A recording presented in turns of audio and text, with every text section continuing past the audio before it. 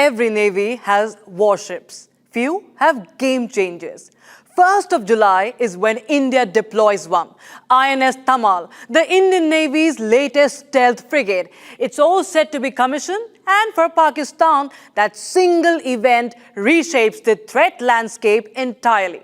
At a time when India and Pakistan remain in a state of cold conflict with unresolved border tensions, cross-border terror concerns, and periodic military standoffs, maritime power has become the quiet game changer. Unlike air or land-based operations, naval deployments do not require announcements.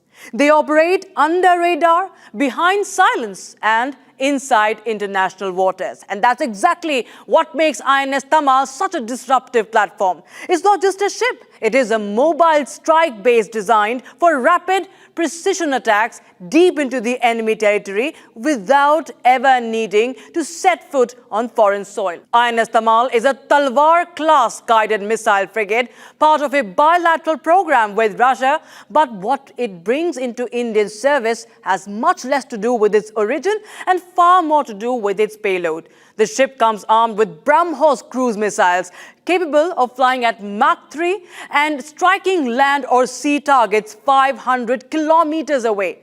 Now, that single fact changes Pakistan's entire threat matrix. Major naval bases like Karachi, Ormara and Gwadar, previously considered secure behind Pakistan's maritime boundary, are now well within striking distance from the sea.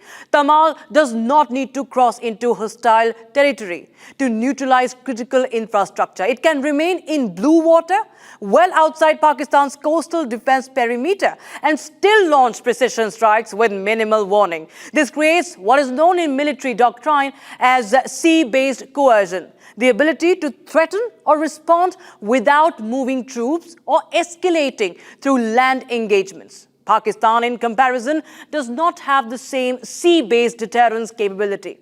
Its navy is smaller, less technologically advanced, and heavily reliant on Chinese platforms that are still being integrated.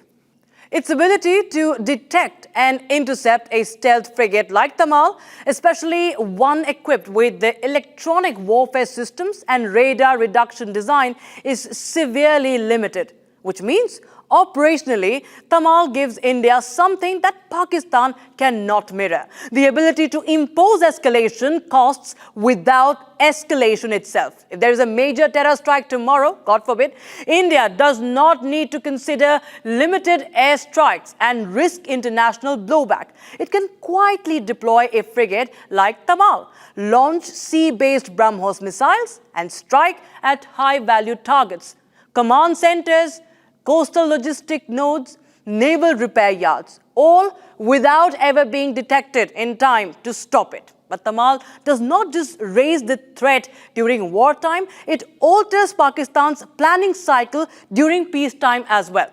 India is also deploying the Visakhapatnam-class destroyers, building the Nilgiri-class stealth frigates, and planning Project 18 destroyers, which will likely include directed energy weapons and next-generation combat systems. INS Tamal is not the peak, it is just the beginning of India's offensive naval shift. And more importantly, Tamal offers India a form of escalation control that is hard for Pakistan to counter.